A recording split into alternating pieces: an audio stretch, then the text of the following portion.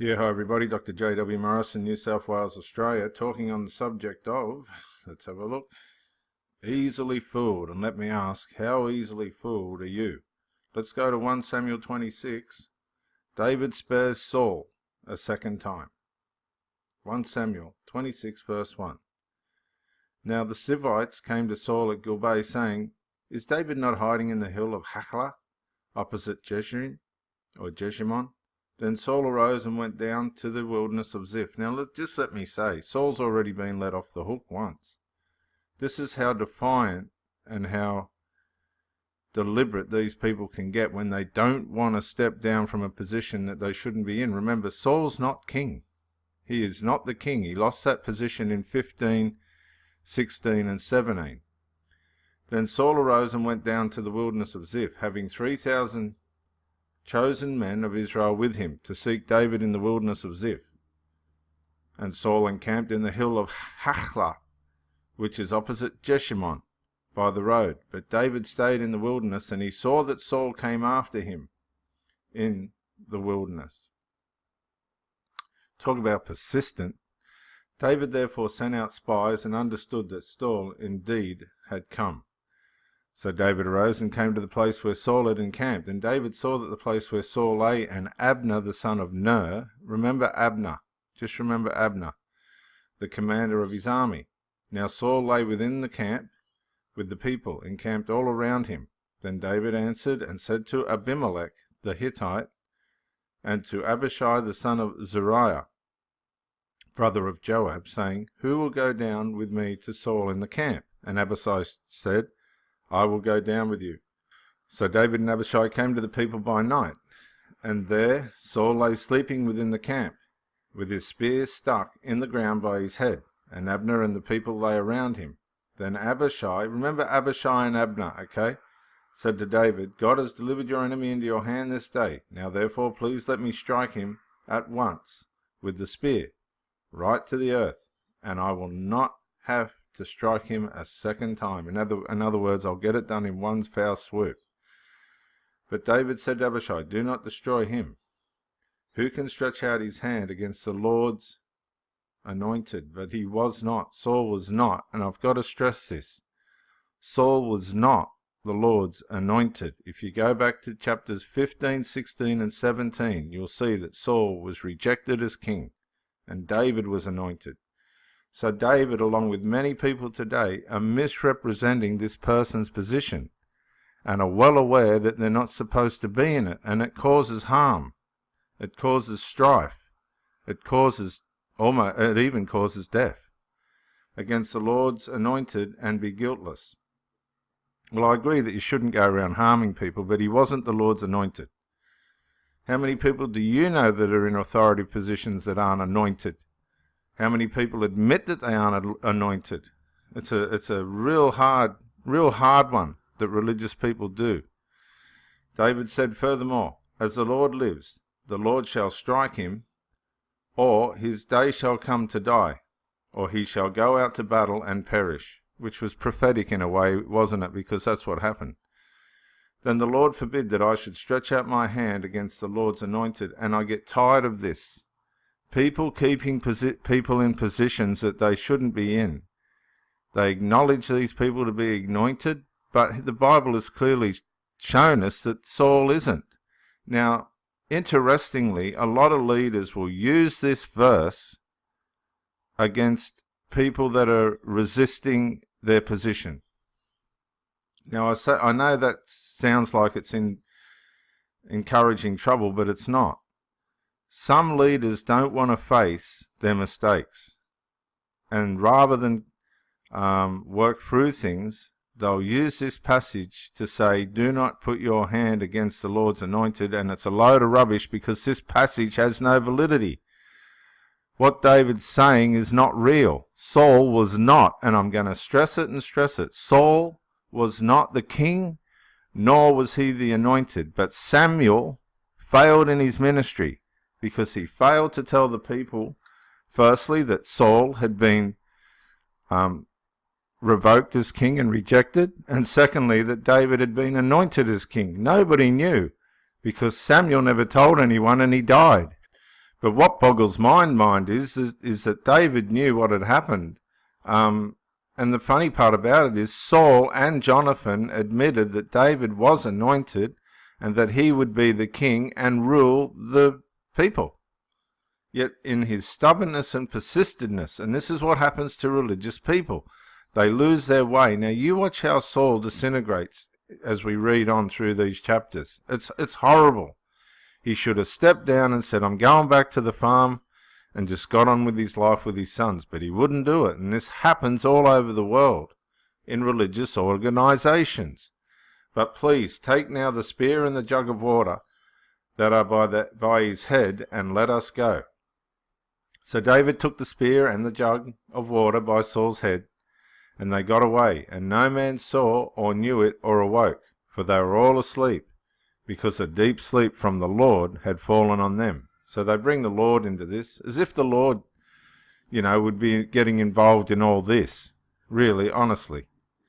Now David went over to the other side and stood on the top of the hill afar off, a great distance being between them, and David called out to the people and to Abner the son of Ner. Remember Abner, okay? We ain't finished with him yet. Saying, do you not answer? Abner. Because Abner was accountable for letting them get past. Then Abner answered and said, who are you calling out to the king? So David said to Abner, are you not a man? And who is like you in Israel? Why then have you not guarded the Lord your king? For one of the people came in to destroy your Lord the king. This thing that you have done is not good. As the Lord lives, you deserve to die, because you have not guarded your master, the Lord's anointed. He is not. Again, I'm going to stress. He was not the Lord's anointed. And now see where the king's spear is, and the jug of water that was by his head. Then Saul knew David's voice and said, is that your voice, my son David? Now, this is the funny thing about how deluded religious people can be. And I'm going to share a small but very deep testimony. During the course of my ministry, as it began to disintegrate due to the marriage breakdown, the people, and I can't say in case they watch the video, were determined to see my demise. Now, what do I mean by that? They pulled the family apart. The religious people contributed to pulling the family apart rather than helping it. There was a group outside the inner circle that were trying to help, but the inner circle was so deluded with their religion and so driven, like Saul, that they were determined to pull this family apart. Anyway, to cut a long story short, they kept saying that I was mad. Not sure why, but that was what the thrust was behind the destruction of the family. I'd built a 5-story split-level house single-handedly. I was working, running a church and all the rest of it. Everybody was provided for. The wife even had helpers, but they were determined to see my demise. Well, it got to the point where they decided that the best thing for me to do, even though I wasn't the one having an affair, was to go into the mental home. And I'm watching this consciously. I'm watching this with all my conscience, like fully conscious, because I don't drink or smoke or any of that stuff. And I'm going, wow, if this ain't Satan at work, what is? Well, they thought it was the Lord leading them, but it wasn't. You don't do that to people. Anyway, to cut a long story short, I was a chaplain at the local hospital, and I was very good friends with the head chaplain. Ken Shakespeare was his name. So I've gone along. I thought, I'm going to go along with this and see how far these people will go in their blind religious pursuits. So I've allowed them to check me in to the mental home in here at Gosford. So I get down there and I'm sitting in there and I'm going, wow, I've just seen how far religious people will go if they think something's out of order, even if it's not. In a way, it's similar to what happened to Jesus and all that sort of thing. They were just relentless in making sure that person was out of the way. Well, that's what happened to me. So I'm sitting in there and I'm watching some of the mental people who I knew because I used to go in there and visit them. And they must have thought I was visiting myself, but I wasn't. So Ken Shakespeare come down, the chaplain, and said, what are you doing here? And I said, I've come in here because they're saying that I'm mad. And he's gone, oh, mate, look, just go home. So I stayed there overnight and went home the next day. But what the lesson of it was is, how persistent and destructive can religious people be? I've seen it with my own two eyes. I've experienced it.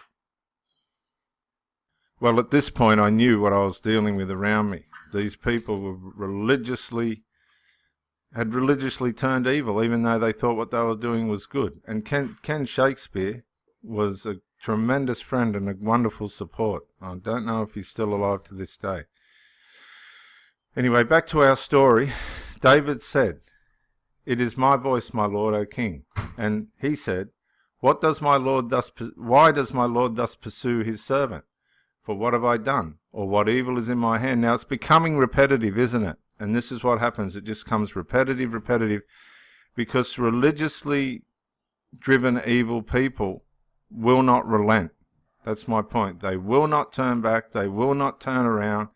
They will just persist in their deception. And now, therefore, please let my lord the king hear the words of his servant. We've done this before, haven't we? He's done this before.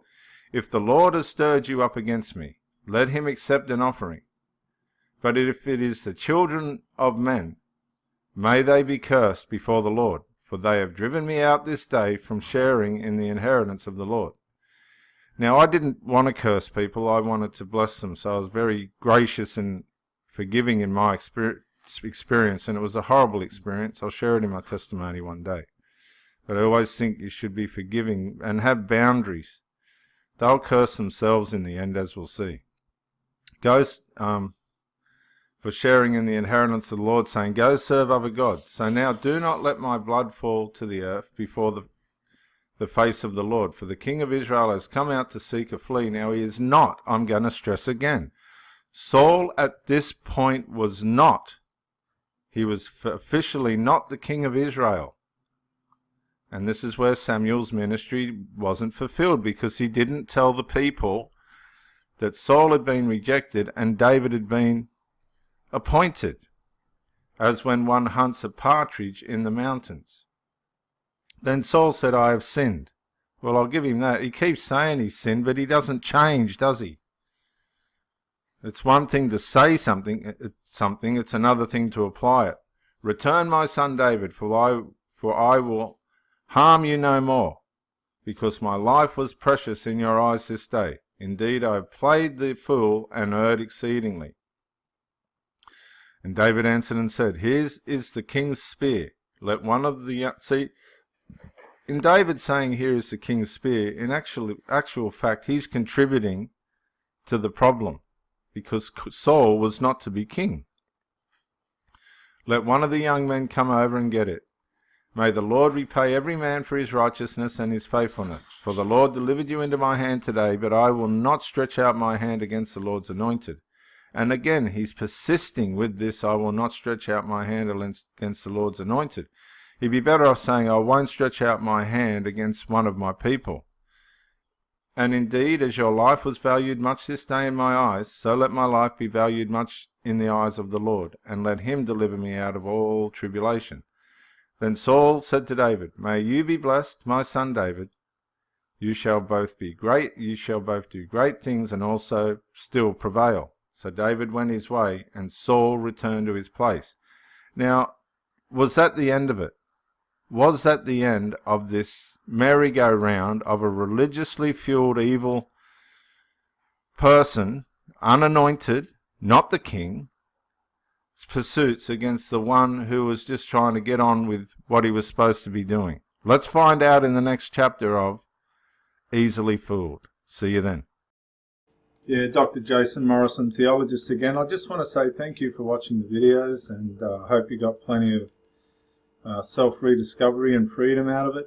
If you watched it on YouTube, please share or like, maybe even comment. If you watched it on Facebook, like, comment, share. But most of all, get out and live. This isn't a rehearsal. You've got a one-off life.